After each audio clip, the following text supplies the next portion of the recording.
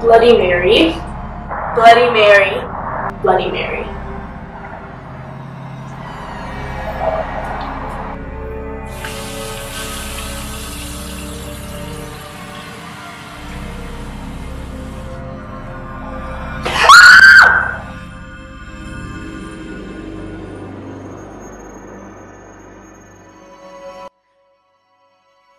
Let's get started. I'm gonna start off with a white-ish primer because we want to make our face look a lot paler. And then I'm gonna apply the lightest foundation shade that I own and apply this all over the face and neck.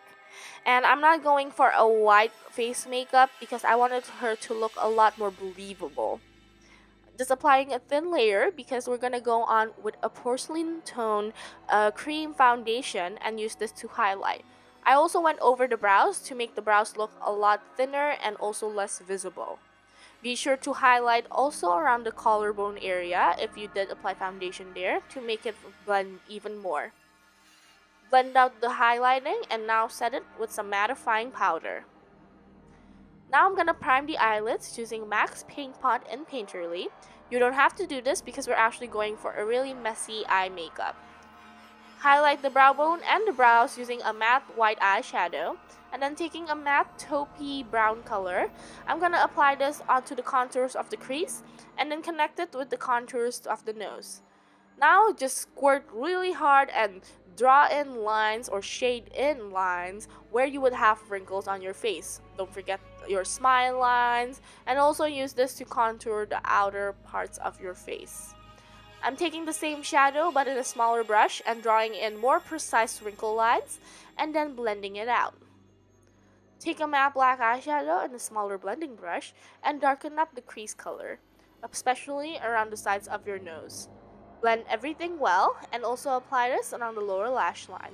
See how messy I'm really being? This added to the creepy effect. Taking a matte red eyeshadow, apply this to the outer and inner half of your lids and also smudging it all along the lower lash line, extending it down to create an upside down triangle shape. Blend everything out, and I'm also going to apply black eyeshadow to rim the entire lash line top and bottom. I'm applying the red shadow onto the lower lip, creating a triangle effect, and the black to where the lips meet. This is optional. I'm lining my lower waterline, with red lip liner. You don't have to do this because some people are actually allergic to red dye on the eyes. For the teeth, I'm using some black tooth effects and painting the sides of my lips so that the white part becomes more pointy. And for the bottom row, I just stained it a bit with some of the black because it's really hard for me to make pointy bottom row teeth. Now for the blood. Actually, no, wait, the spray paint. Yeah, I'm using a black hairspray and I'm gonna spray it around the edges of my face and neck to create a more aged effect. I learned this from Pink Stylist and it really does make a difference. Now for the blood. This time for real. I'm using squirt blood from Mehron using a Q-tip, just drawing a line on the lower lash line. Be careful not to get it into your eye. And then just leaving blobs along that line and letting it drip naturally.